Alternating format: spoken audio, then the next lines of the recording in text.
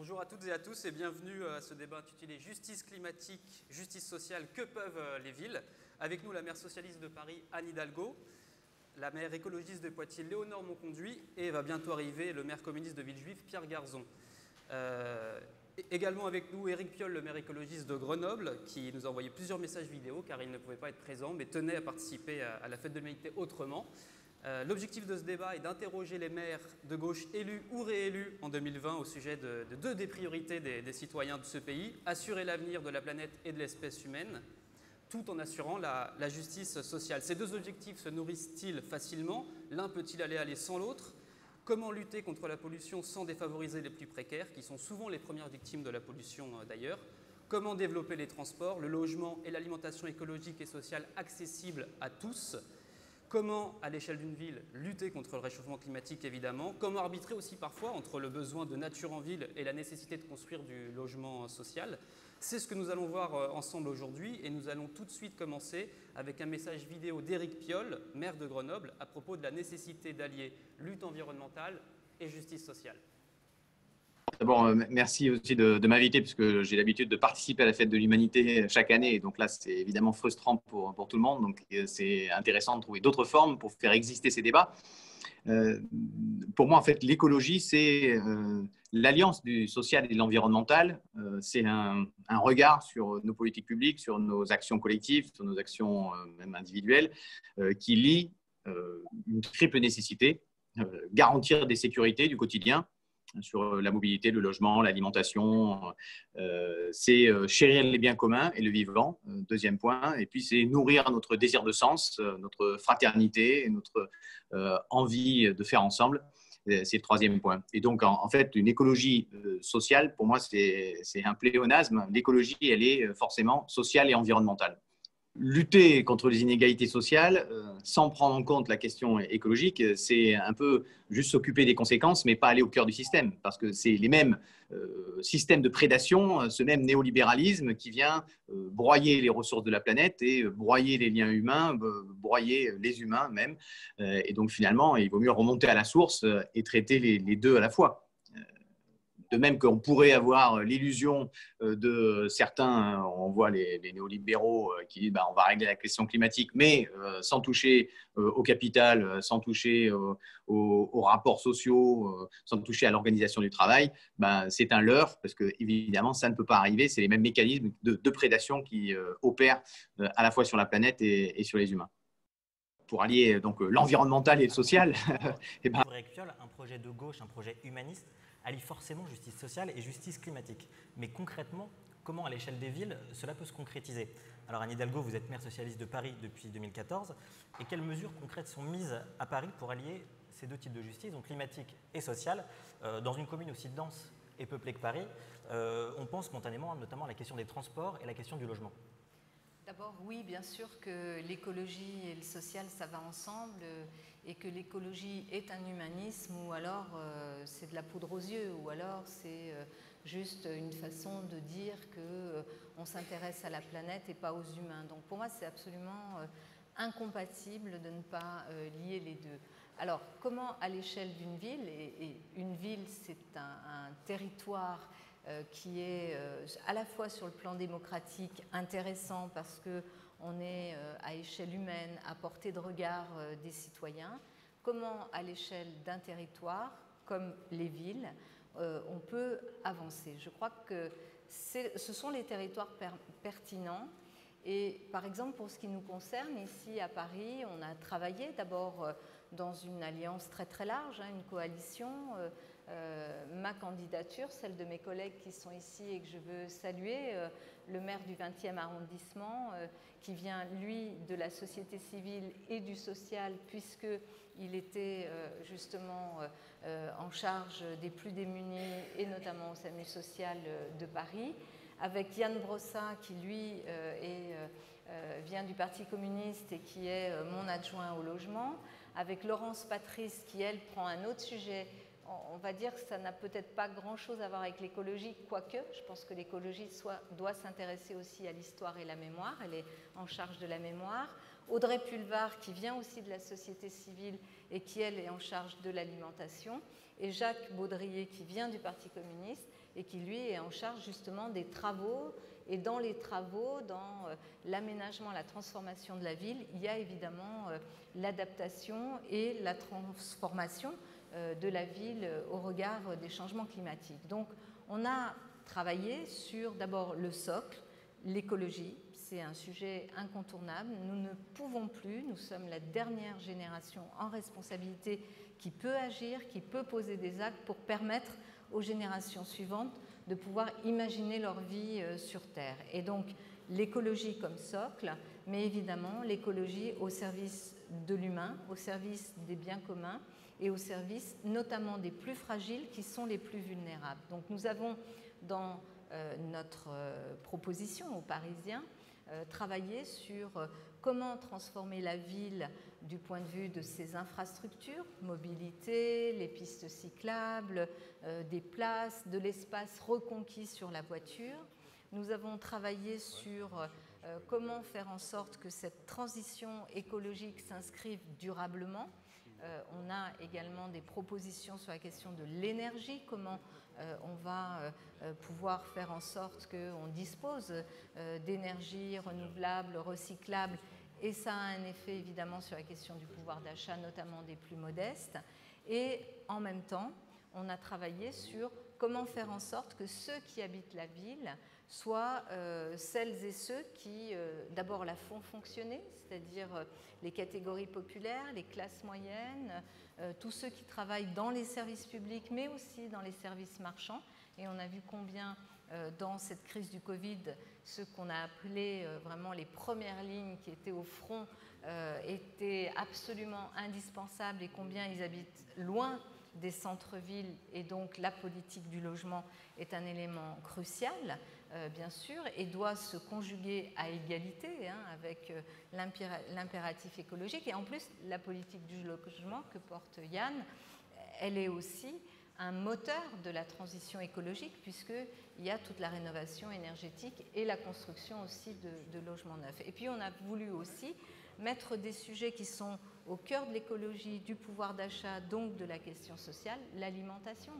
Se nourrir bien, parce que c'est une question de santé pour nous, l'alimentation comme un élément qui justement réunit de façon très très claire et très évidente la thématique écologique, ce que l'on produit, comment on le produit, comment on s'alimente et évidemment comment notamment toute la population, mais bien sûr les catégories populaires et les catégories les plus fragiles peuvent avoir aussi accès à une alimentation de qualité. C'est le travail que mène Audrey.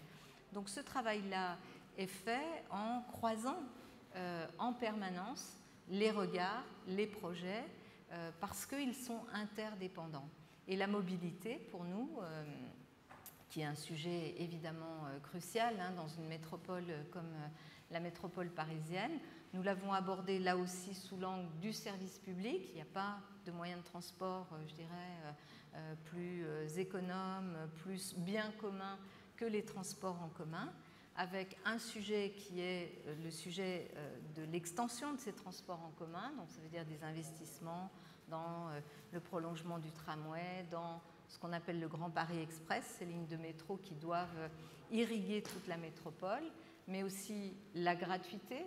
La gratuité des transports, c'est aussi un sujet qui est à la jonction entre l'écologie et le social. C'est une alternative qui est donnée aux citoyens de faire autre chose que prendre sa voiture individuelle. Puis dans les transports, on a bien sûr les mobilités actives, la marche et le vélo. Et c'est vrai que je suis très très heureuse quand même qu'à Paris, voilà, c'est plus qu'une transition. Là, on est passé dans un autre monde, celui dont on rêvait, et qui fait qu'aujourd'hui, même la rue de Rivoli est une voie cyclable et pas une voie circulable. Et là aussi, le vélo, c'est quelque chose à la fois qui sert l'écologie, mais qui est aussi pour le pouvoir d'achat, pour la santé, qui est aussi porteur de bienfaits dans notre ville. Donc, en permanence, conjugué, arbitré, vous l'avez dit. Oui, il faut aussi de la végétalisation dans une ville dense comme Paris, mais arbitrée en permanence parce que la question du logement, elle passe par de la construction, elle passe par de la transformation de bureaux en logement, ce qu'on a fait avec Yann dans la mandature précédente, 350 000 m² de bureaux transformés en logement. Là, on va se fixer encore des objectifs de cette nature, mais aussi construire. Parce que je vois beaucoup d'acteurs de la solidarité et de la lutte contre les plus démunis. Je vois notamment ici l'armée du salut qui est présente. Il faut aussi qu'on offre des possibilités de logement de qualité, de logement pérenne à toutes ces familles qui sont aujourd'hui en attente, réfugiés ou pas d'ailleurs, mais qui sont en attente de conditions de vie meilleures. Pierre Garzon, le maire communiste de Villejuif, nous a rejoints, donc je vous propose de nous rejoindre sur le plateau. Bienvenue à vous et j'en profite pour souhaiter bien évidemment la bienvenue, je l'ai déjà fait, mais pour vous remercier tous les trois de participer à la Fête de l'Humanité autrement. La prochaine question s'adresse donc à Léonore Monconduit. Vous êtes maire ELV de Poitiers, vous faites partie de tous ces élus ELV qui ont été élus maires lors des municipales 2020, notamment dans des grandes villes, notamment à Lyon, à Bordeaux, à Strasbourg, à Besançon.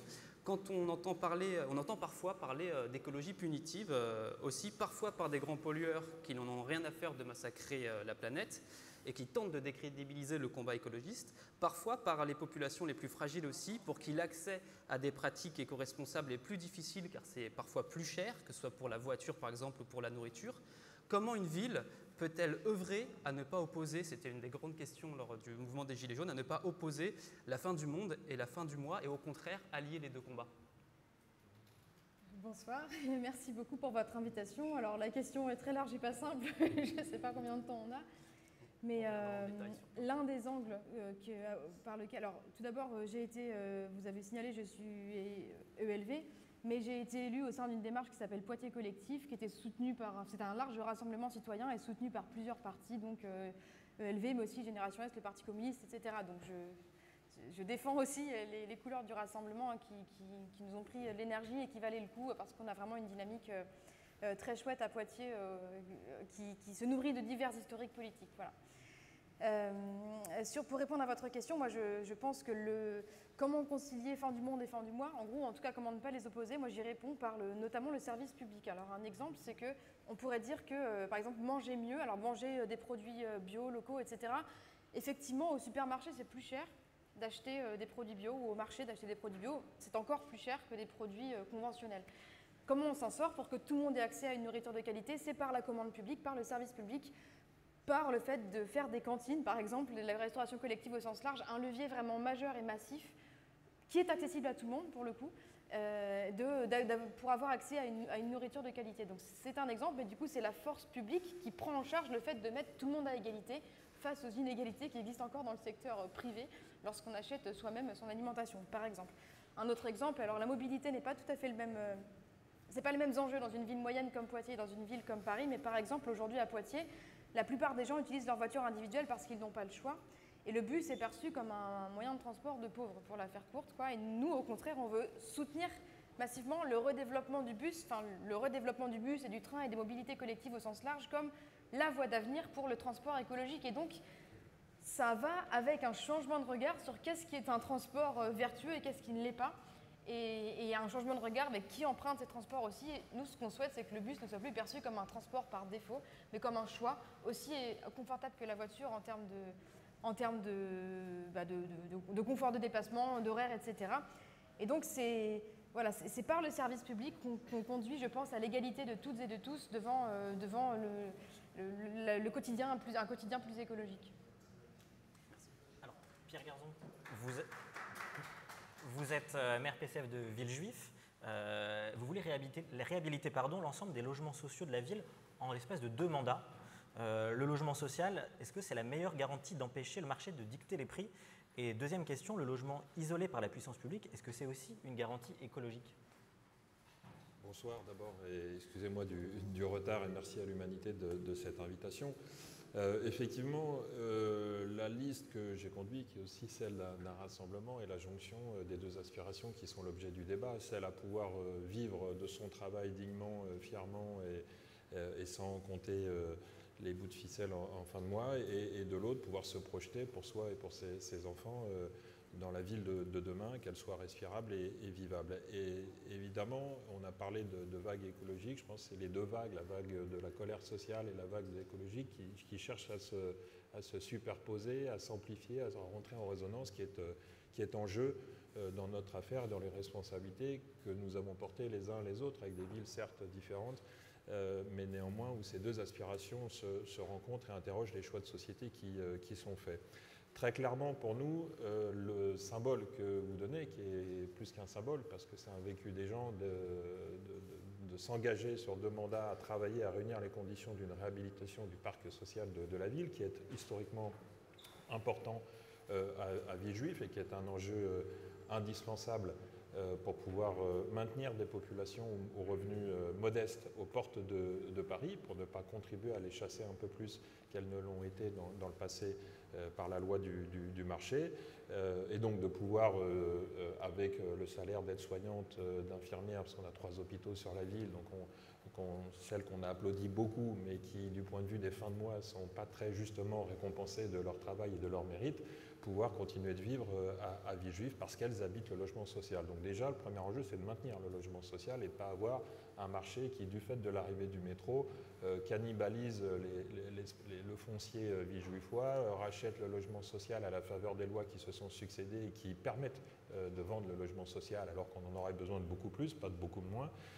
Et puis, une fois que j'ai dit ça, et donc de s'assurer qu'il y ait des loyers garantis qui permettent à toutes et tous de pouvoir vivre, il faut considérer un peu, comme vous venez de le dire sur les transports, que le logement social ne soit pas le logement du pauvre, mais le logement de l'excellence, le logement de l'expérimentation architecturale, le logement de l'inventivité, de la recherche et développement en matière de confort énergétique, de sécurité, de matériaux biosourciers. Donc le logement social, qui a joué d'ailleurs historiquement ce rôle-là, précurseur, doit retrouver ce rôle-là et être sorti de la phase de ghettoisation dans laquelle on l'a enfermé, comme l'hôpital, comme d'ailleurs l'ensemble des services publics, où on en a fait des objets des plus pauvres, alors que ce sont des objets d'universalité et d'inventivité et de créativité. Donc l'engagement, c'est celui-ci. La rénovation, c'est vivre bien, vivre là où on veut, dans un parcours choisi, et arriver à payer le loyer, ce qui suppose le loyer de base qu'on le tienne par le logement social, et puis ce qui suppose qu'on travaille sur les charges. Et c'est une évidence, mais le patrimoine une évidence, vous le savez peut-être pas, mais le patrimoine de Villejuif, il est celui du sortir de la guerre. Ce sont des logements, bien souvent des cités d'urgence, pour résorber des bidonvilles qui devaient durer 10, 15 ans, allez, 20 ans maximum, qui ont en réalité maintenant 50, 60 ans. Et donc qui sont de véritables passoires énergétiques, d'une part, et qui sont un trou dans les charges, dans le budget des familles qui y vivent quand il faut allumer le chauffage cet été. Et moi, je l'ai vu, l'évolution, et j'en terminerai là pour pas être trop long, mais au fur et à mesure des années, alors certes, les hivers, malheureusement, conséquence des règlements climatiques, sont de moins en moins rudes. Néanmoins, est de plus en plus rude le fait que de plus en plus de familles me disent ne plus allumer le chauffage individuel au gaz parce qu'ils n'arrivent plus à le payer. Et ça, je ne fais pas du misérabilisme, c'est devenu quelque chose de massif à Villejuif depuis 5-6 hivers où on a des familles qui ne se chauffent plus parce qu'elles n'ont plus les moyens. Donc, cet enjeu de réhabilitation, cet enjeu de rénovation, cet enjeu de construction par ailleurs, de continuer de produire du logement social, c'est un exemple dans lequel, pour finir ma boucle, nous arrivons à se superposer les deux vagues, celle de l'aspiration à pouvoir vivre aujourd'hui et tout de suite, et celle à pouvoir se projeter dans une planète vivable pour nous et nos enfants, et en faisant une force commune. Merci. Anne Hidalgo, on se souvient d'une promesse de Jacques Chirac qui a bien fait rire avec le recul, c'est celle de pouvoir se baigner dans la Seine. Et pourtant, c'est très sérieux, vous voulez rendre cette promesse réalité des années après, en plus de pouvoir se baigner dans le canal Saint-Martin aussi, de créer 5 grandes forêts urbaines. Avec la crise du Covid, le besoin de nature des citadins s'est fait beaucoup ressentir. Les personnes qui vivent à plusieurs dans de petits espaces sont les premières victimes et les premiers demandeurs. Ce droit à la nature, est-ce que c'est une véritable question populaire aujourd'hui, notamment à Paris ? Oui, c'est vraiment, je pense, une revendication, un besoin très très fort dans une ville dense comme la nôtre. On l'a vu, quand il y a des pics caniculaires, la situation est extrêmement difficile, très difficile pour les gens, par exemple, qui habitent sous les toits, dans des logements qui sont mal isolés. Très difficile aussi dehors pour les plus fragiles, notamment je pense là aussi au SDF, l'attention particulière qu'il faut porter à ces populations, pas simplement sur le grand froid mais aussi sur la canicule. Comment on travaille là-dessus? D'abord, dans l'accord de Paris, il y a le volet adaptation. Il y a toute la transformation, la transition qui doit nous projeter vers un autre modèle qui ne soit pas simplement de la réparation, mais il y a aussi l'adaptation de la ville. Et dans une ville comme la nôtre, c'est reconquérir de l'espace sur la voiture pour l'essentiel et végétaliser, planter en pleine terre.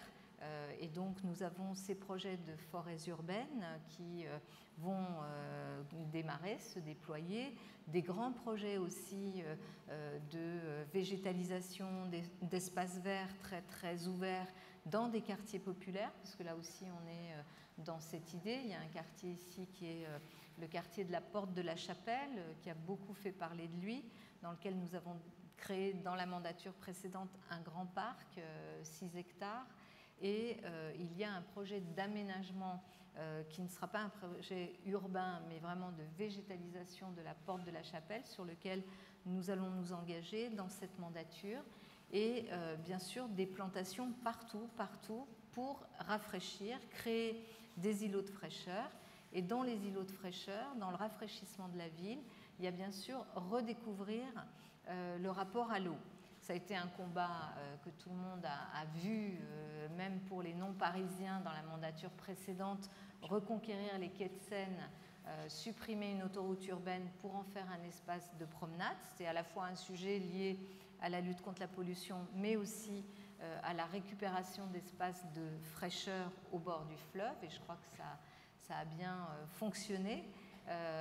Idem sur des bassins, le bassin de la Villette, dans lequel aujourd'hui on se baigne. Et demain, oui, en 2024, on va utiliser le moteur très positif que constituent les Jeux olympiques et paralympiques pour pouvoir accélérer la transition écologique et notamment la propreté de l'eau de la Seine. On est à travailler d'ailleurs aujourd'hui avec le préfet de région et toute mon équipe, parce qu'il y a un projet d'ailleurs qui est assez intéressant, qui est pour arriver à assainir complètement la Seine. En fait, il faut intervenir en amont sur la Marne et aussi sur la Seine et faire en sorte que des branchements qui aujourd'hui n'existent pas et qui vont directement vers nos rivières de particuliers soit au tout à l'égout. Donc là, il y a un projet de 35 000 branchements qui doivent, d'ici 2023, être réalisés et donc accompagner aussi financièrement les familles, puisque ce sont quand même des coûts de l'ordre de 6 000 € avec aujourd'hui encore un reste à charge un peu élevé pour les familles. Et donc notre idée, c'est d'utiliser le plan de relance qui est proposé par le gouvernement pour, par exemple, accomplir cette dernière étape qui sera de réaliser tous ces branchements en aidant un peu plus les familles, les ménages. 35 000 quand même, c'est pas rien, pas sur Paris, hein, plutôt à l'extérieur de Paris. Donc voilà, des projets qui sont à la fois très concrets, portés par nos concitoyens. Je finis là-dessus parce qu'un sujet dont on n'a pas encore parlé, c'est que pour réussir cette transformation de notre environnement, il faut bien sûr conjuguer écologie et sociale, on l'a dit, mais il faut aussi de la participation citoyenne. Ça ne peut pas se faire contre les gens, sans les citoyens.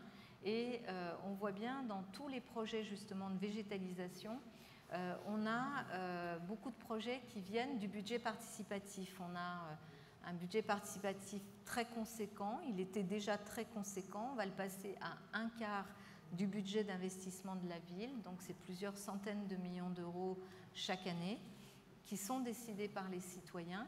Et quand on regarde les propositions faites par les citoyens, en fait, elles renvoient en général à deux types de projets. des projets sociaux.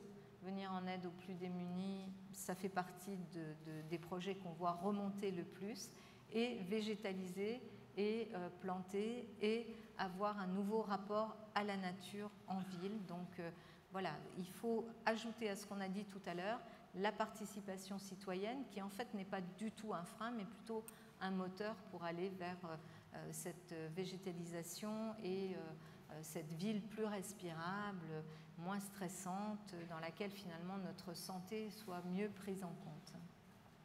Merci.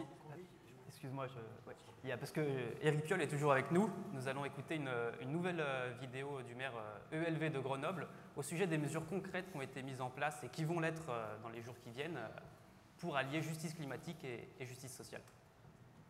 Pour allier donc l'environnemental et le social, eh ben, nous avons par exemple défini des tarifs dépendant des revenus pour tous les services publics locaux. Vous savez que l'article 13 de la Déclaration des droits de l'homme et du citoyen, c'est que chacun contribue à la hauteur de ses moyens. Et donc, pour la mobilité, il y a aujourd'hui des tarifs qui dépendent des revenus et ces tarifs sont maintenant accessibles à beaucoup plus de personnes. C'est 40 000 personnes qui en bénéficient maintenant. C'était 25 000 quand on est arrivé. Des tarifs sociaux aussi pour l'électricité et l'énergie. Il y en avait 1000 personnes qui bénéficiaient, 7000 2 ans plus tard, sans que les conditions sociales aient vraiment changé. C'est vraiment pousser les droits. Une tarification sociale de l'eau que nous avons mis en place.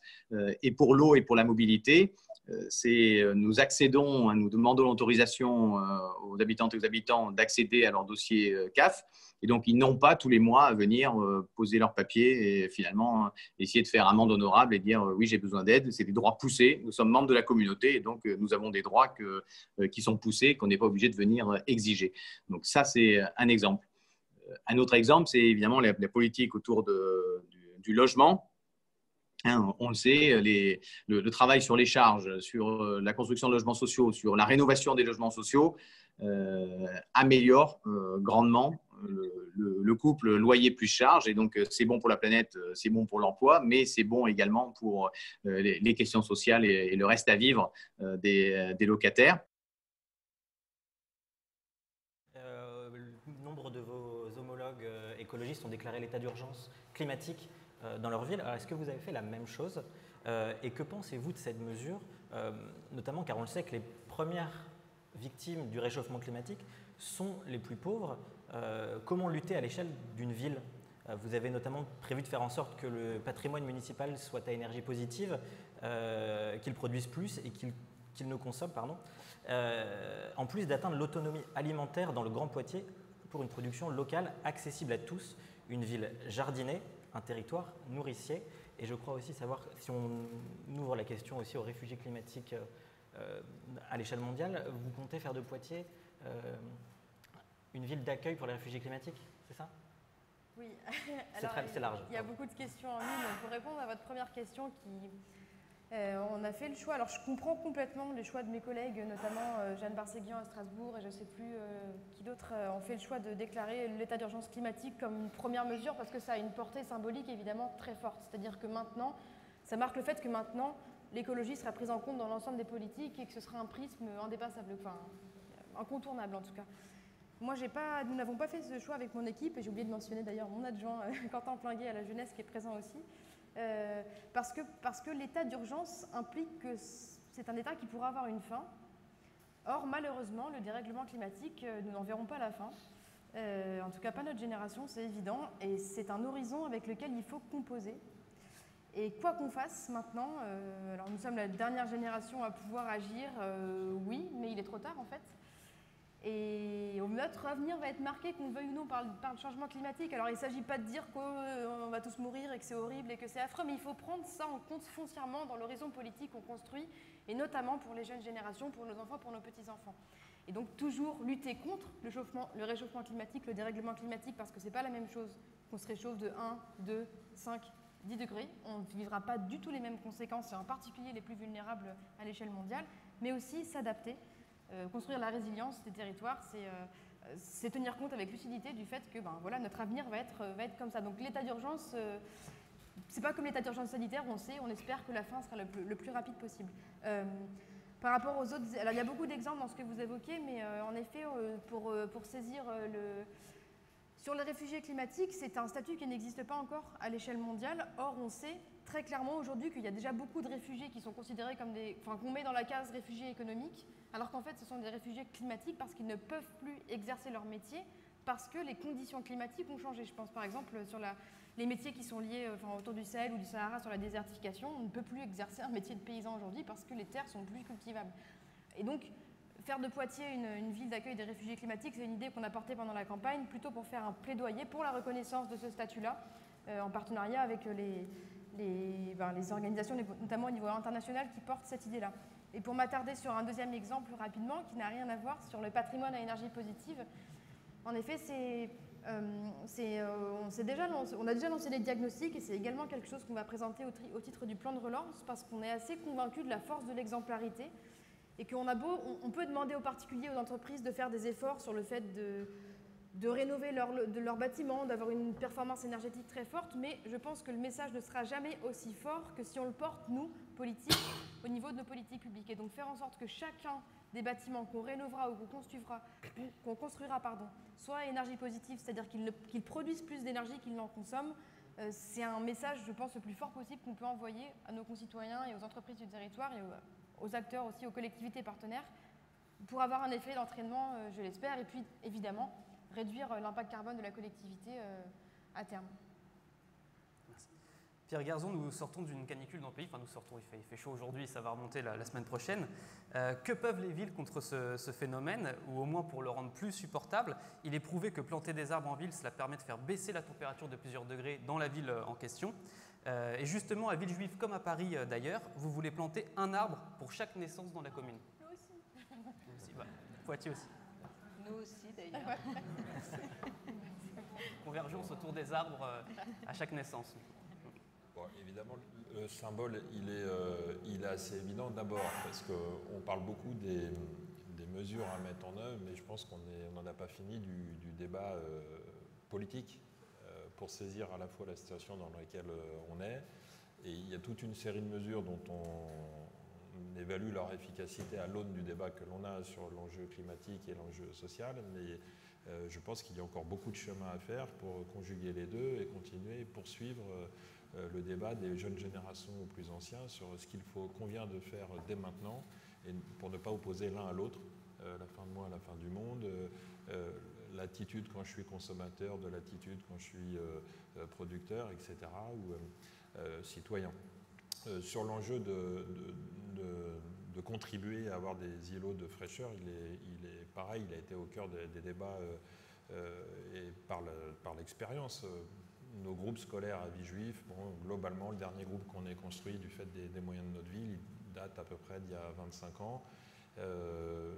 On a passé maintenant, il n'y a pas une année maintenant depuis 4 ans où il n'y a pas eu canicule en période scolaire, et très concrètement l'école s'est arrêtée à Villejuif parce que les conditions étaient insupportables de travail pour les enseignants et le personnel de la ville et pour les enfants qui n'étaient plus dans des conditions de travail acceptables. Donc on s'est inspiré de ce qui se faisait à Paris. On regarde encore ce matin d'ailleurs, on est le petit pousset, mais on essaye de s'élever sur la pointe des pieds pour regarder ce que font les grandes villes en matière d'ingénierie, de recherche et développement. Et puis on s'est intéressé au débitumage des cours, aux cours Oasis, aux constructions, comme j'ai visité ce matin, qui permettent, avec Jacques Baudrier, qui permettent de construire des bâtiments biosourcés qui vont accueillir d'ici quelques semaines des enfants et qui contribuent à avoir du frais l'été, du chaud l'hiver, tout ça à moindre coût financier pour des communes qui sont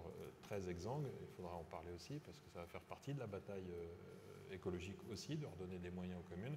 Et puis des moyens d'action dans le long terme qui vont bien au-delà d'un plan de relance sur un coup, mais qui redonnent de la visibilité parce que je comprends de ce qui vient d'être dit qu'effectivement on est dans un temps extrêmement long dont en le disant ça, qui ne signifie pas qu'on renonce et que finalement on va subir et on laisse dériver les choses, on va s'y attaquer, mais il faut aussi se dire tranquillement mais sûrement, avec détermination, qu'il n'y a pas un bâtiment qui ne doit pas faire l'objet d'une réhabilitation. On évalue à peu près à 10 milliards par an les besoins tout confondu pour travailler, et jusqu'à 2050 pour travailler à tout reprendre et à se mettre en conformité dans les villes avec l'objectif d'une trajectoire qui soit au moins la neutralité carbone, juste la neutralité carbone en 2050. Voilà, 10 milliards par an. Je ne fais pas la somme jusqu'à 2050 parce que c'est toujours le prétexte pour dire c'est beaucoup. Bon, c'est 10 milliards par an pour un pays comme le nôtre. Je pense que c'est très acceptable si on commence à regarder tout l'argent qui a été rendu sans contrepartie aux grandes entreprises et à ceux qui font d'énormes profits sans jamais avoir de responsabilité sociale en la matière. Donc, je le dis parce que on peut avoir toutes les bonnes idées du monde et tout l'appétit qu'il y a aujourd'hui dans les communes pour s'emparer du sujet social et écologique et travailler à se projeter dans le futur.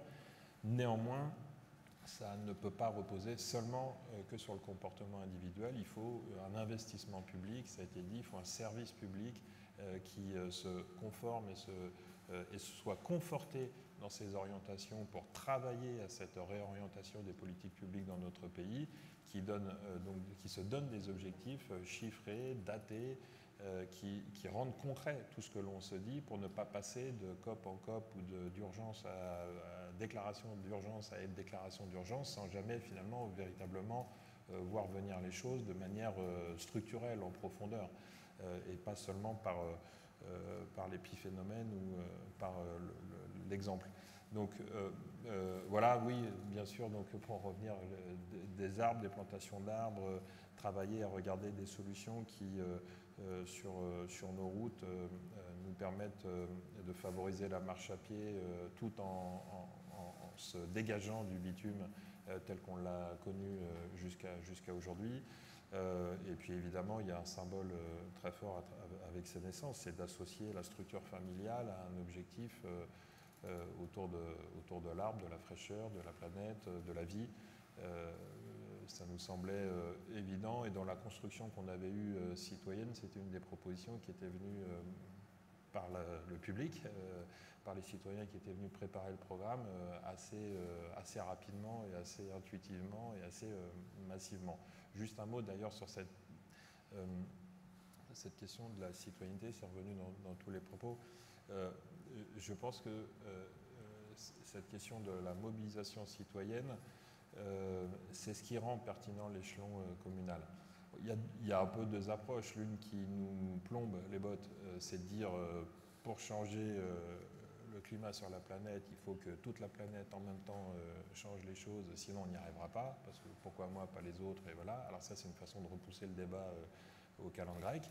Et il y a une autre approche qui est de dire l'échelon communal, précisément parce que les élus, on les connaît, on peut les interpeller, on peut travailler les besoins entre mon aspiration dans l'école à ce que mon enfant il mange bio, mais en même temps que ce soit accessible à ma bourse de travailleurs. Comment on fait, comment on construit le chemin écologique, économique, social, qui rend pertinent les choses. Et je pense que c'est ce qui rend complètement pertinent l'échelon communal dans la transition écologique et sociale qu'on appelle de nos voeux, et qui doit faire des démonstrations dans une échelle courte et en coopération évidemment avec les voisins quand ils le veulent bien, et puis à l'échelon de l'ensemble du territoire à travers ce type de débat, à travers les appels qui sont lancés pour là aussi partager entre autorités publiques les bons gestes, les bonnes idées, le travail sur comment on rend la commande publique compatible, ou plutôt la loi compatible avec l'exigence d'une commande publique qui intègre dans le circuit court, qui intègre les process de contrôle de qualité écologique et d'engagement social. Donc il faut modifier la loi, et plus on sera nombreux entre villes à porter cela, plus on pèsera sur le législateur pour que ça devienne une évidence, qui n'est pas encore le cas. C'est, je crois, de plus en plus une évidence citoyenne, mais pas encore une évidence législative. Donc il va falloir peser sur ce débat-là. Anne Hidalgo, comment on lutte contre la pollution à l'échelle municipale, alors même que c'est un phénomène national, voire international? Autrement dit, est-ce que c'est le rôle des villes que d'être moteur dans la lutte contre la pollution? Oui, permettez-moi juste un instant de revenir sur la question des réfugiés. Je vous en prie. Je pense qu'il faut qu'on soit en accueil de tous les réfugiés. Bien sûr, les réfugiés climatiques, ça permet aussi de faire valoir que les changements climatiques provoquent des désastres. Et d'ailleurs, souvent, puisqu'on a été quand même ici à Paris, une ville qui a travaillé sur cette question de l'accueil, on voit bien que dans les raisons qui poussent les gens sur les routes, elles sont multiples, elles se croisent. Laquelle est à l'origine? Oui, sûrement, le changement climatique, mais souvent le terrorisme, la pauvreté, la misère. Et je crois qu'il faut que l'on soit vraiment, enfin je le dis et j'espère qu'on pourra être de très très nombreuses villes à s'engager dans l'accueil des réfugiés sans établir de catégorisation entre eux. Parce que sinon, on l'a vu, hein, quand on a porté ce débat et les actions qu'on a menées ici sur Paris, on voyait bien que certains parlaient de migrants, nous on parlait de réfugiés. On ne voulait pas distinguer entre les causes parce que toutes les causes qui jettent les gens sur la route sont des causes qui doivent être appréhendées par ceux qui ont une capacité à les accueillir. Et bien sûr qu'on reconnaisse la part du climat dans ce qui jette les gens sur les routes, oui, mais je pense qu'il faut vraiment qu'on soit très nombreux. On a besoin de villes, de beaucoup de villes, parce qu'on était un peu seuls quand même à Paris. On a besoin de beaucoup de villes qui acceptent aussi de travailler cet accueil. Sur la question de la pollution, bien sûr qu'il faut la travailler à partir des causes de la pollution. Nous, la première cause, c'est le trafic automobile. Donc, dès 2014, j'ai annoncé le bannissement du diesel à Paris, des mesures très très fortes que nous avons engagées. Et d'ailleurs, on a vu à quel point, d'ailleurs, sur ces mesures-là, les lobbies, ceux qui voulaient que rien ne change parce que ça les arrangeait de ne rien changer, ont été puissants, virulents, agressifs pour essayer de nous empêcher de faire, et même avec souvent, pour les plus gros de ces lobbies, une volonté de nous faire échouer en 2020. C'est un objectif que certains s'étaient fixé, vous faire battre, puisque vous êtes dans cette logique-là. Qu'est-ce qu'on a fait? On a travaillé les mesures locales, évidemment. Moins de voitures, ça veut dire des alternatives. Les alternatives, c'était effectivement autour des transports en commun, de la gratuité des transports en commun, j'y reviens parce que ça c'est un sujet majeur, et aussi les mobilités actives. Et on voit bien dans une ville comme la nôtre qui, dans les années 60-70, a été vraiment organisée autour de la voiture, il fallait remettre de l'infrastructure pour les vélos, pour d'autres mobilités actives. On a porté ce combat de façon très concrète et en étant appuyé par les Parisiens qui voulaient vraiment cette transformation parce que la pollution tue. Je ne reviens pas sur les chiffres, mais on le sait. On a fait un travail spécifique aussi dans les écoles pour que, pas simplement capter les particules, parce que j'ai vu qu'il y a des tas de méthodes pour capter les particules. Il faut juste aussi éviter que les particules ne soient produites. Donc le diesel, la question du bannissement du diesel est un sujet clé. Et donc nous nous sommes engagés avec d'autres villes, à l'échelle européenne notamment, sur le Dieselgate, pour essayer de faire valoir ce qu'on appelle la justice climatique. Moi je crois qu'on ne progresse aussi que quand le droit progresse. Et ça, c'est quelque chose de très important. On est dans une république qui est fondée sur le droit. Et je pense que le climat gagnera aussi lorsque les questions de droit et de justice climatique auront évolué positivement. Qu'est-ce qu'on a fait avec la ville de Bruxelles et à l'époque la ville de Madrid? Malheureusement, à Madrid, c'est une équipe très conservatrice aujourd'hui, mais à l'époque, c'était Manuela Carmena qui était la maire de Madrid. Nous avons porté une affaire contre la Commission européenne qui, après le Dieselgate, avait décidé et convaincu le Parlement européen, fait voter au Parlement européen un règlement qui donnait la possibilité à tous les constructeurs automobiles européens de continuer à polluer plus parce qu'ils avaient plaidé le fait qu'ils ne pourraient pas adapter la transformation de leur ligne de production. Et la Commission et le Parlement ont suivi et avaient fait un règlement qui s'appliquait partout en Europe et que nous avons appelé un permis de polluer. Nous sommes allés devant la Cour de justice européenne. En fait, ça ne s'était jamais fait, c'est-à-dire les villes n'ont pas le droit, n'étaient pas reconnues par la Cour de justice européenne comme étant capables de porter une affaire devant elles parce que seuls les États étaient à même de pouvoir le faire. On s'était tourné vers l'État français pour demander à l'État français de porter cette demande de modification des normes européennes et l'État français ne nous a pas suivis. Donc, on a décidé d'y aller, de tenter le coup. Et en fait, on a gagné. On a gagné sur 2 points très importants. Le premier qui est que les villes, désormais, sont reconnues comme pouvant aller devant la Cour de justice européenne sur des questions comme celles que nous avons portées sur la pollution atmosphérique. D'ailleurs, un des arguments forts a été de dire aux constructeurs automobiles et à la Commission, en fait, tout le travail que font des villes comme Bruxelles, Madrid et Paris pour essayer de faire diminuer la pollution est absolument ruiné par le fait qu'on va laisser des véhicules polluants plus longtemps, alors qu'on sait qu'ils sont très polluants. Donc on a obtenu gain de cause là-dessus.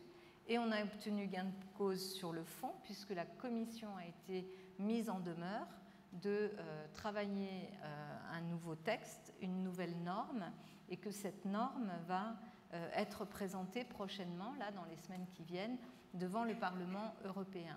Donc en fait, il y a tous les niveaux qu'il faut actionner en même temps. Le niveau local, qui est un niveau crucial, parce que c'est là qu'on fait la preuve, la démonstration qu'il y a des solutions à la mobilité, qu'elles existent et qu'elles peuvent être mises en œuvre. Et en plus, quand la démonstration débouche sur le plaisir, par exemple, de faire du vélo de façon beaucoup plus massive aujourd'hui à Paris, c'est quelque chose de très positif. Il faut agir au niveau national parce que c'est un niveau dans lequel les lobbies, la loi interviennent et il faut absolument ne pas lâcher ce niveau national. Et il faut aussi porter ce combat de justice climatique à l'échelle européenne pour faire valoir. Il faudrait qu'on arrive à avoir, je ne sais pas si ce sont des tribunaux dédiés ou des instructions particulières dans les tribunaux, mais il faudrait que sur des grands sujets sur lesquels tout le monde se renvoie la balle, les sargasses, qui est un sujet mondial, il ne peut pas être réglé aujourd'hui dans le champ du droit tel qu'il est parce que personne ne sait devant quelle instance mettre en cause les entreprises qui sont à l'origine de cette catastrophe des sargasses et de la déforestation en Amazonie qui est à l'origine de ces sargasses.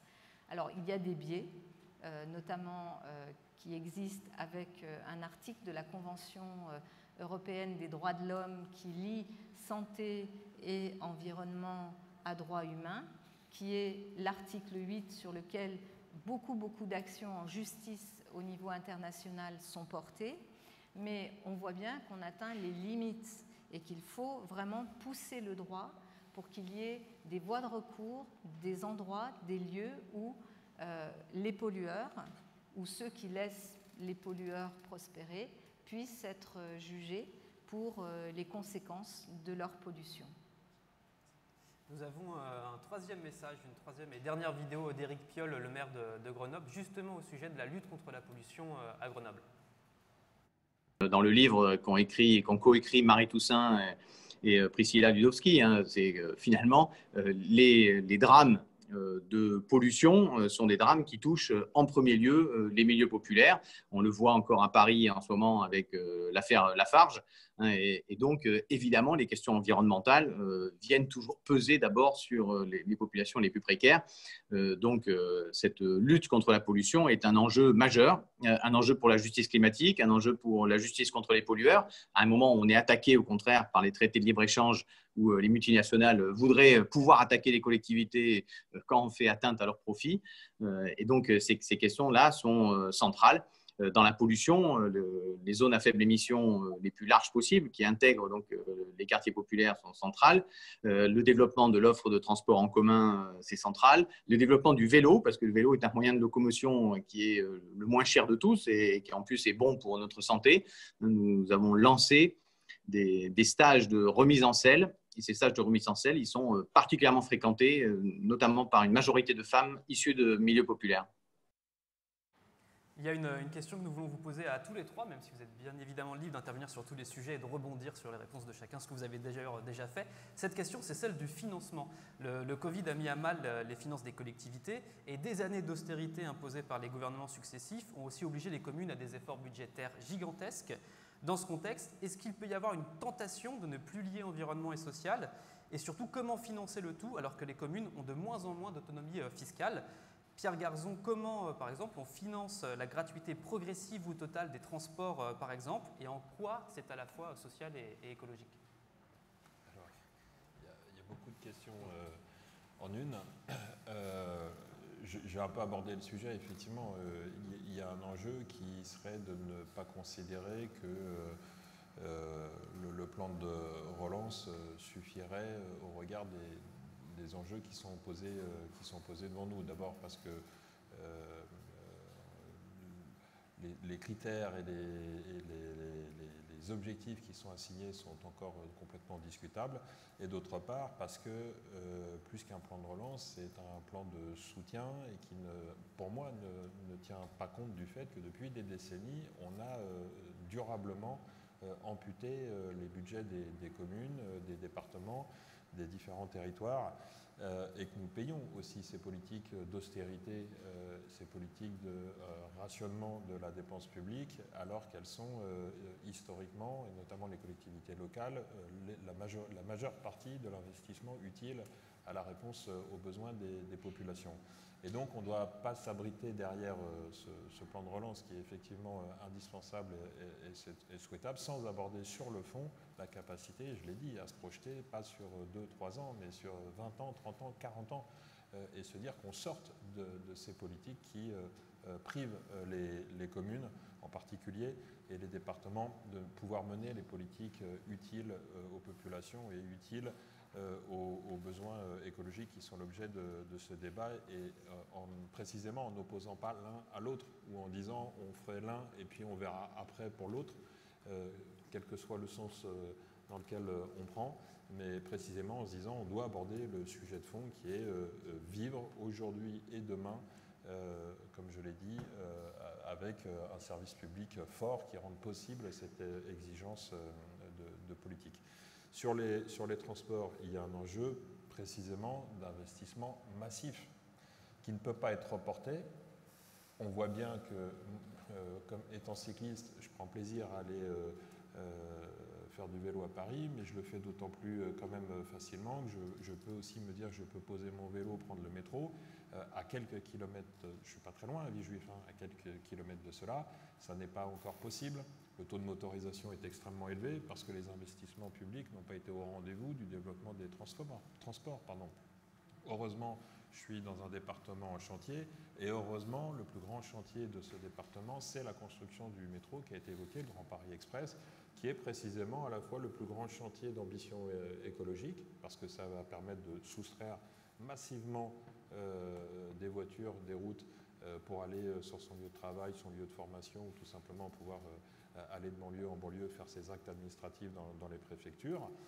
Et par ailleurs, c'est aussi un enjeu, le principal investissement social, puisque la voiture, c'est dit, c'est très cher pour les foyers qui sont le plus éloignés parce qu'ils sont les plus pauvres, et bien souvent, ils vont travailler très loin. Donc c'est la double peine, c'est la pénibilité sociale, c'est le coût social pour eux, et en plus, on les pointe du doigt parce qu'ils ont la voiture qui pollue, et puis dans le couple, ils sont deux à en avoir une voiture. Donc on est dans le cercle vicieux. Donc cet investissement-là, il est de 40 milliards et il est intéressant de regarder pourquoi on a réussi à l'obtenir et sur quelle échelle du temps. 20 ans, même pas 20 ans, un peu moins de 20 ans à l'échelle de nos vies, c'est beaucoup, mais à l'échelle d'une infrastructure de transport, le métro parisien, c'est un siècle de construction. Comment on a pu l'obtenir? D'une part, on revient à la question de l'appropriation populaire des enjeux qui sont devant nous. Le métro de banlieue à banlieue, c'est d'abord l'affaire de Val-de-Marnais qui s'organise en association, Orbival, qui réunissent les collectivités voisines, Paris, les Hauts-de-Seine, la Seine-Saint-Denis, qui disent bon allez, on se met en tas et on travaille à résoudre cette équation sociale, écologique et d'aménagement futur.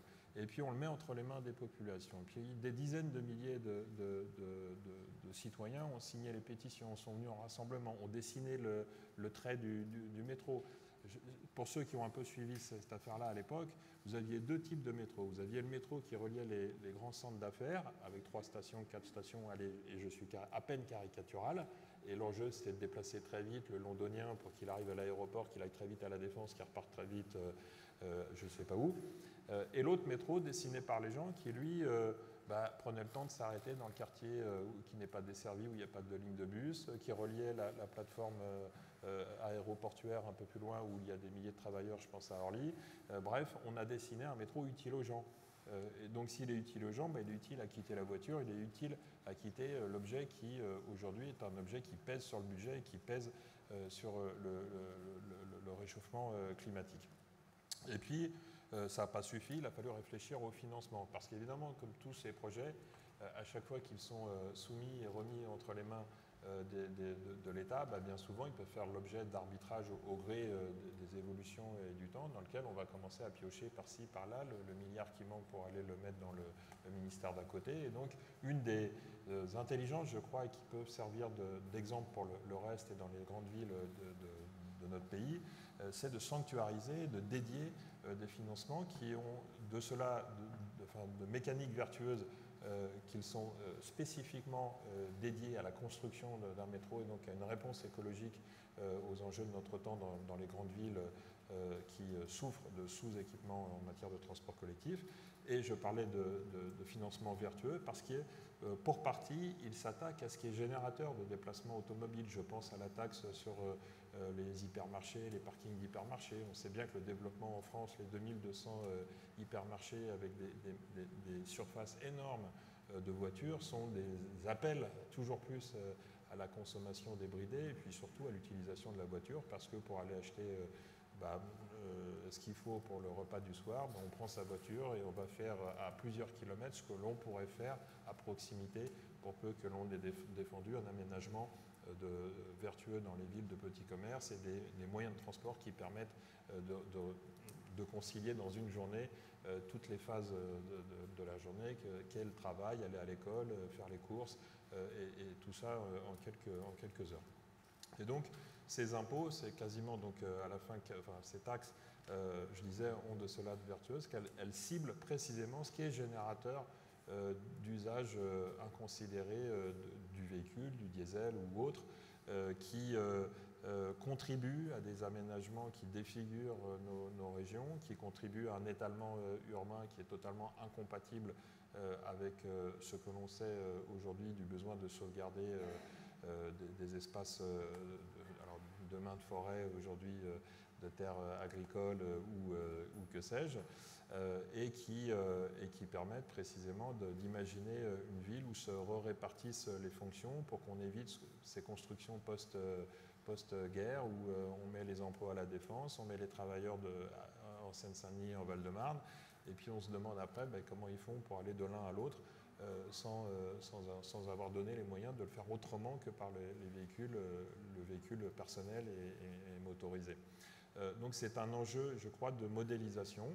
Je sais qu'il y a des combats de citoyens à Bordeaux, à Nantes, dans plein de grandes villes sur la construction de transports collectifs et d'investissements massifs. Et il faut s'en donner les moyens, il faut se doter de quelque chose qui, il ne s'agit pas de modéliser tout et en disant c'est comme ça parce que ça marche à Paris, mais je crois qu'il faut réfléchir à cette notion de sanctuarisation des investissements, de moyens dédiés, massifs, il faut assumer le terme massif, il faut de l'argent public pour s'engager sans tarder dans la transition écologique. Et puis après, en fonctionnement, au quotidien, bien évidemment, il faut des transports accessibles. À Londres, je ne me souviens plus l'équivalent du pass Navigo, mais on est dans les 700 euros. À Madrid, je crois que c'est plusieurs aussi centaines d'euros. Donc, à Paris, la bataille de la majorité de gauche à l'époque de Jean-Paul Huchon, à laquelle on participait les communistes, les Verts. C'était cette grande bataille pour un tarif unique pour tous les franciliens, à bas prix, entre guillemets. C'est encore beaucoup, malheureusement, mais, et je vais y venir sur la gratuité, mais c'était déjà un pas énorme de passer de l'ancienne carte orange à plusieurs centaines d'euros, quand on était très éloigné, à 70 € à l'époque. Et puis, il faut tendre vers la gratuité, bien évidemment. Aujourd'hui, on ne peut pas considérer que le fait de prendre un mode de transport qui soit vertueux soit sanctionné financièrement, là où celui qui prend la voiture ne paye pas au quotidien l'usage de la route. Il y a une distorsion, c'est comme l'histoire des camions et des trains de fret, un débat sur lequel j'intervenais la dernière fois, mais il faut rééquilibrer les choses, il faut favoriser les modes de transport vertueux. On a évoqué le vélo, il faut s'en donner les moyens en termes d'infrastructure, il faut une aide à l'achat de vélos, parce que c'est un moyen très efficace dans nos villes, en particulier dans la zone dense de l'Île-de-France pour se déplacer. Et puis dans les transports collectifs, on se bat à chaque quasiment budget du conseil d'administration d'Île-de-France Mobilité pour tendre vers la gratuité. C'est possible, pas à pas, par mesure comme ça a été fait sur les jeunes en formation, puis sur les jeunes de moins de 12 ans aujourd'hui pour Paris. Donc c'est pour les retraités. Petit à petit, c'est pas tant à montrer d'une part que c'est faisable. Je prends l'exemple du pass Navigo, nous criait à l'époque, Madame Pécresse d'ailleurs, à l'époque dans l'opposition, on disait vous allez faire s'effondrer le système STIF en prenant la mesure du Navigo. Plusieurs années après, le budget a montré l'appétit des franciliens à se déplacer par le transport collectif parce qu'on avait réduit le prix du pass Navigo a compensé, entre guillemets, la perte de recettes qui était par ailleurs générée par cette baisse. Je ne sais pas si j'ai été clair, mais globalement, plus de monde qui prend un billet moins cher vaut l'équivalent économiquement de moins de monde qui paye un billet plus cher. Donc on a fait une démonstration économique et on se dit on va la continuer. Et puis on va la continuer par des mesures de financement qui vont encore, là une fois, qui se sortent du carcan de la doctrine qui serait toujours moins d'impôts pour les entreprises, toujours moins de charges parce que ce serait ça qui serait le problème de notre société, alors que évidemment elle se porte sur les charges financières. Il faut aller ponctionner ces charges financières pour les redistribuer dans l'investissement public et le fonctionnement de nos réseaux de transport.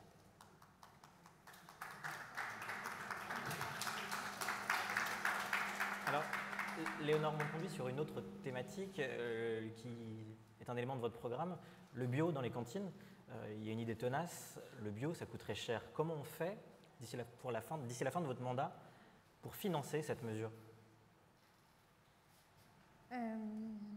Alors, il y a une partie d'idées reçues dans le fait que ça coûte plus cher. Ce qui compte, c'est que... alors déjà, la question est complexe parce que souvent, les politiques liées à l'agriculture, alimentation sont difficilement liées seulement à un volontarisme politique. C'est-à-dire qu'en l'occurrence, lorsqu'on veut mettre du bio et ou du local dans les cantines, nous, on a un problème d'offre. C'est-à-dire que l'offre n'est pas assez structurée du côté champ, on va dire, pour répondre à la demande du côté ville. Donc, il s'agit de travailler, il faut forcément travailler avec son territoire et c'est une manière de relier les villes et les champs, les villes et les campagnes. Et donc, il y a forcément une politique globale à avoir avec les différents acteurs. Ce que je veux dire, c'est que le levier n'est pas que celui du prix. Il y a vraiment une histoire de structuration des filières, de la fourche à la fourchette, en passant par les outils de transformation à l'échelle locale. En ce qui concerne le prix, alors ça va à mon sens, ça va avec une évolution globale des pratiques, puisque ce qui compte, c'est manger uniquement du bio sans changer ses pratiques alimentaires, ça n'a pas de sens pour moi. Manger du bio, ça va souvent avec la réduction des parts carnées, par exemple. Mettre un peu moins de viande, qui est ce qui coûte le plus cher dans le plateau en général, c'est permettre de mettre des légumes de plus grande qualité un peu plus chers, par exemple. Avoir des menus un peu différents, en permettant notamment une part moindre de viande, en mettant des menus végétariens plus réguliers et vraiment en faisant un changement de pratique plus général. Et encore une fois, ça passe aussi par une politique de service public, une politique de tarification sociale, par exemple. Lorsqu'on a une politique de tarification adaptée, ça permet de faire en sorte que les plus précaires payent les moins chers, ceux qui n'en ont pas les moyens payent les moins chers et ceux qui ont les moyens financent un peu plus, mais chacun met au pot selon ses possibilités pour permettre à tout le monde d'avoir une alimentation de qualité. Sur cette question du financement et de la difficulté budgétaire rencontrée par les villes, Anne Hidalgo, comment vous faites à Paris pour trouver des leviers fiscaux? Et aussi une autre deuxième petite question qui va pas forcément avec, mais que je vous pose maintenant. Est-ce que sur le Covid, qui a été un révélateur, il y a des mesures mises en place à Paris que vous allez conserver? D'abord, sur le financement, c'est vraiment le sujet là qui est devant nous pour les semaines qui viennent. Parce que c'est vrai que toutes les communes, d'abord, depuis 2014, ont été quand même soumises à une cure très très dure. Rappelons-nous, en 2014, pendant 3 ans, une ville comme Paris a perdu 200 millions d'euros par an de dotation de l'État. Il a fallu chercher des moyens, il a fallu faire en sorte qu'on dépense mieux, différemment, mais en même temps ça a été extrêmement compliqué. Et puis il y a évidemment le Covid qui est passé par là et qui a généré partout dans nos communes des dépenses importantes et des pertes de recettes aussi importantes, mais que nous avons décidé démocratiquement pour justement venir en aide dans une situation d'urgence. Je pense par exemple, nous avons décidé un plan de 200 millions d'euros à Paris de soutien aux entreprises du commerce et notamment qui passe par plus du tout de taxes prélevées, de droits à terrasse prélevés pendant un laps de temps très long, puisque nous avons décidé d'aller jusqu'en juin de l'année prochaine. Et en même temps des aides. Je vois aussi par exemple ce que Yann a fait dans tout le parc social de la ville en intervenant pour que les gens ne soient pas expulsés, que effectivement pendant toute cette période où on sait que la difficulté sociale va être majeure liée au chômage qui va monter d'une façon extrêmement importante, il fallait mobiliser nos moyens. Et les villes, les communes sont des espaces très agiles pour faire cela. On a pu décider en urgence pendant le Covid, lorsqu'on a vu qu'il y avait plein de familles qui n'arrivaient plus à s'alimenter correctement parce que la cantine scolaire, et nous la cantine scolaire, en fonction des revenus, elle démarre à 13 centimes d'euros. Et on avait, je crois, de l'ordre de 30 000 familles qui étaient en difficulté par rapport à cela, puisqu'elles devaient faire à manger chez elles et on ne fait pas à manger pour 13 centimes le repas. Donc on a dû déclencher très vite des aides directes pour les familles pour qu'elles puissent aller et continuer à s'alimenter. Donc il y a un besoin d'argent, à la fois pour soutenir toute la situation sociale, l'emploi, les entreprises qui sont là en grande difficulté, et puis un besoin d'argent pour investir. Le message qu'on porte auprès de l'État et du gouvernement, il est assez simple. L'État, le gouvernement, après avoir dit que l'austérité était le seul horizon possible, nous explique maintenant qu'on peut y aller, la dépense, c'est très bien d'ailleurs, la dépense est là et on peut dépenser. L'État, finalement, a décidé de laisser filer les déficits. C'est une bonne chose. Mais pour ce qui est des communes, on n'a pas les mêmes droits. C'est-à-dire que nous, on est obligé de présenter des budgets en équilibre. Si on ne présente pas des budgets en équilibre, on passe sous la tutelle des préfets. Autant vous dire qu'on ne s'est pas battu pour regagner Paris et remettre les clés au préfet. Il est très respectable, mais ce n'est pas du tout le but du jeu. Donc, on est soumis à des règles qui ne sont pas les mêmes.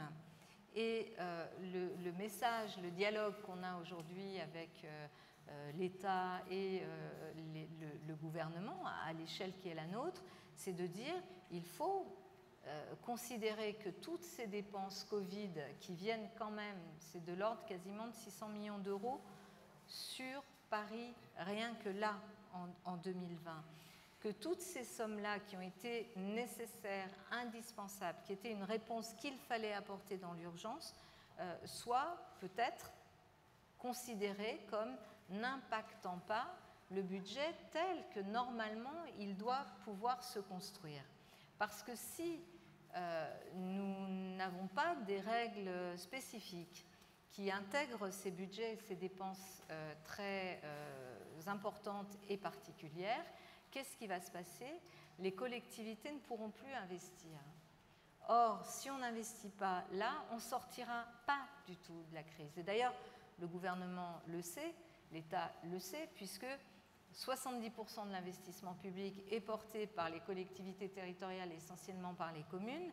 Donc faire un plan de relance où il n'y aurait rien pour, de façon concrète, apporter des mesures qui, sans être suffisantes, seront quand même utiles, ça ne marchera pas. Donc on a ce dialogue avec eux. Je pense qu'il faudra que ce soit un dialogue apporté avec nos associations de maires, l'Association des maires de France, l'association France Urbaine qui réunit les grandes villes. C'est un sujet qui doit être porté collectivement dans la discussion avec l'État pour pouvoir d'abord continuer à investir dans la transition écologique, ne pas considérer, parce que si on n'investit pas à partir des finances publiques et à partir de services publics, qu'est-ce qui se passera? Eh bien, l'écologie sera quelque chose qui sera réservé à ceux qui peuvent se la payer. Et ce n'est pas ça l'objectif, parce que ça ne sauvera pas la planète non plus.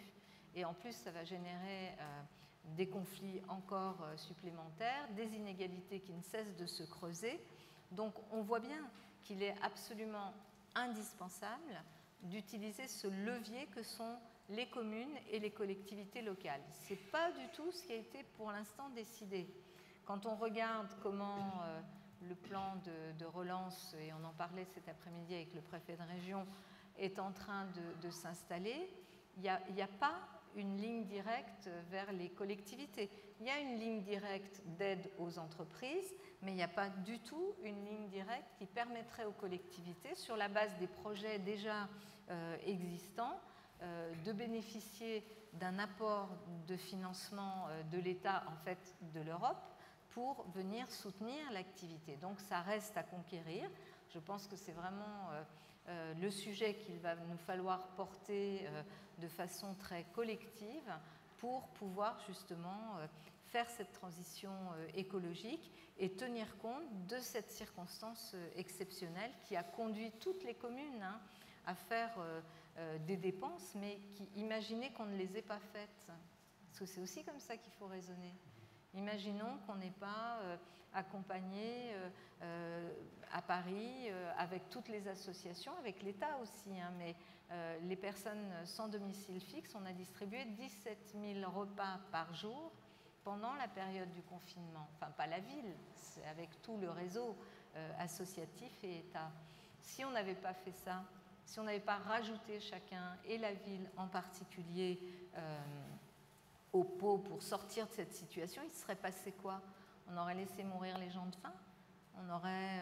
voilà, ce sont des dépenses qui étaient absolument indispensables et qui ont permis quand même de tenir à flot dans une difficulté majeure. Et ce n'est pas fini, puisque les conséquences de cette crise sanitaire, maintenant, elles sont sur l'activité économique et sur l'emploi, et que là aussi, il va falloir mettre en place des dispositifs de formation, accompagner les jeunes. J'en profite pour saluer Hélène Bidard, qui est aussi mon adjointe en charge de l'égalité femmes-hommes et de la jeunesse. Mais donc, ce travail sur les financements est absolument crucial, mais on va se battre. Merci. Quand on additionne le CICE, Crédit Impôt Compétitivité Emploi, et le plan de relance, on est en cumulé à plus de 130 milliards d'euros de cadeaux fiscaux faits envers des entreprises qui peuvent en avoir besoin, mais aussi des multinationales qui n'en ont pas besoin, qui parfois licencient d'ailleurs, et qui en plus, pour certaines, pratiquent la fraude fiscale. Ces 130 milliards d'euros, surtout, sont versés sans aucun critère, sans aucun conditionnement à des pratiques sociales, environnementales vertueuses, ou environnementales, et plutôt que et où. À l'échelle d'une ville, vous êtes aussi amené à signer des contrats, vous l'avez dit, d'ailleurs la commande publique, c'est 70% de l'investissement dans le pays, et des marchés publics.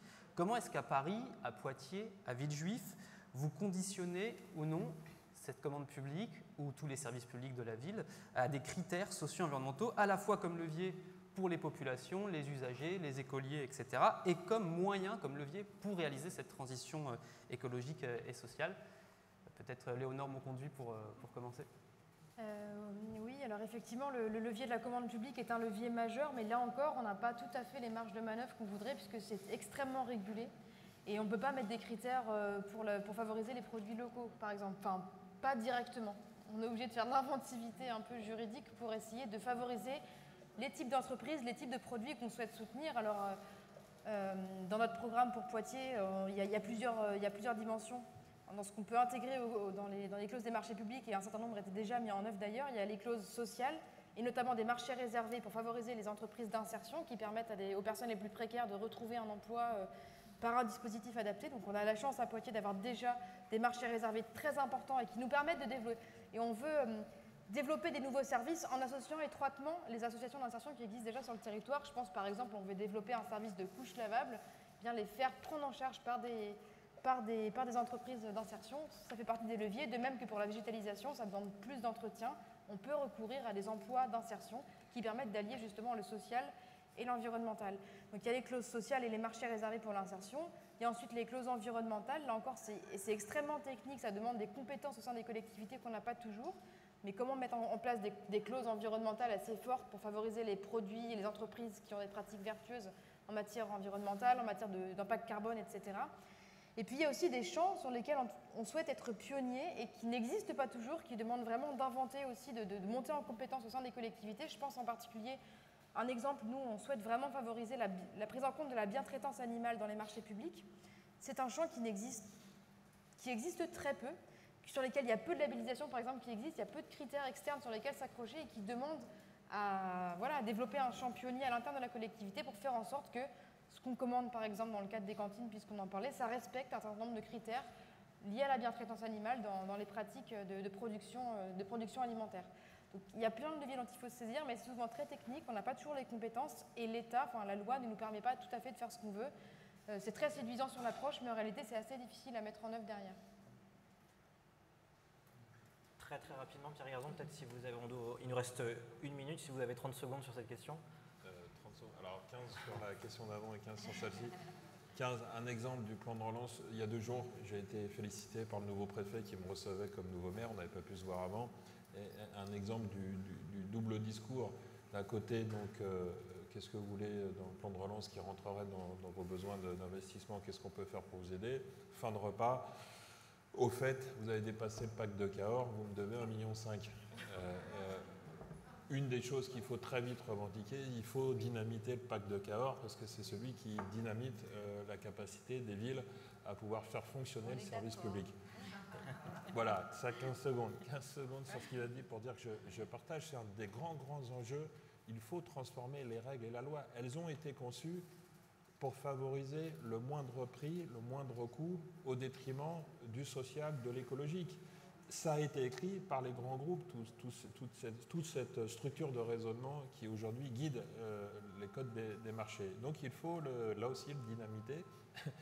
Il faut venir introduire la notion de social, de pérenne, de durable, de recyclable, voilà tout ce qui a été l'objet de notre débat. Et je crois qu'avec l'autre chantier des finances, c'est aussi un chantier tout aussi urgent pour qu'on ait effectivement les leviers pour répondre à la demande des citoyens qui, eux, sont mûrs sur ce sujet, qui considèrent qu'effectivement, dans nos écoles, dans nos cantines comme salariés, dans les bâtiments que l'on construit, les matériaux que l'on utilise, on ne soit pas seulement sous la contrainte du coût, qui est guidé par ce que j'ai dit juste avant, mais d'abord sur la réponse aux besoins sociaux et écologiques. Et il faut que le droit s'adapte à cette exigence nouvelle et on va jouer notre rôle pour porter ça dans le débat public. Merci beaucoup, merci à vous 3, merci d'avoir accepté notre invitation à la Fête de l'Humanité autrement, Fête de l'Humanité 2020.